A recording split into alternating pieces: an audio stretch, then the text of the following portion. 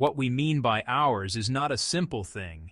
And when you begin to see the layers behind your choices, you notice that life is not a series of isolated, uncaused decisions, but a flowing river of causes interacting in patterns that look, from the inside, like choice.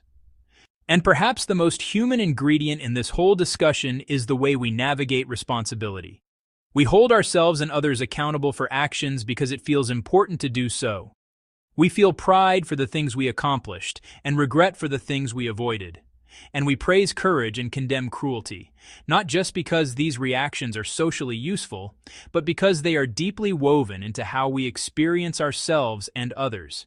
And even if from a theoretical viewpoint every action had a prior cause, from the viewpoint of lived experience those actions mattered, changed the world around us, and shaped relationships, meaning that even in a determined universe, the story we tell ourselves about choice still plays a vital role in how we construct our lives, our values, and our sense of self.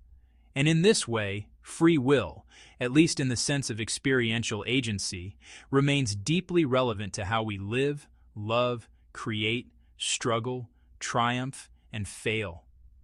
And it is perhaps this lived experience that gives us the practical sense of free will that matters most in everyday life. If the cosmos were truly a single unbroken causal chain, where every event was already set in motion, then from the vantage of that cosmic viewpoint there would be no alternative futures, only the one that had always existed.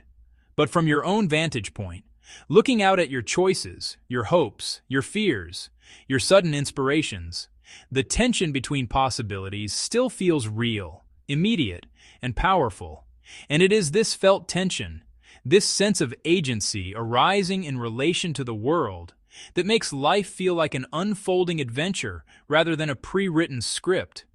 And perhaps the most liberating way to hold these ideas together is not to insist that free will is absolutely true or absolutely false, but to see that human freedom, in the everyday sense, arises not out of isolation from cause and effect, but out of your ability to respond to your situation with awareness, reflection, and intention, and that even if your choices were shaped by forces beyond your control, the quality of how you engage with those forces, with depth, curiosity, responsibility, and compassion, is where your lived experience of freedom actually takes root, not outside causation, but within it, in the vivid, attentive presence of your own life as it unfolds.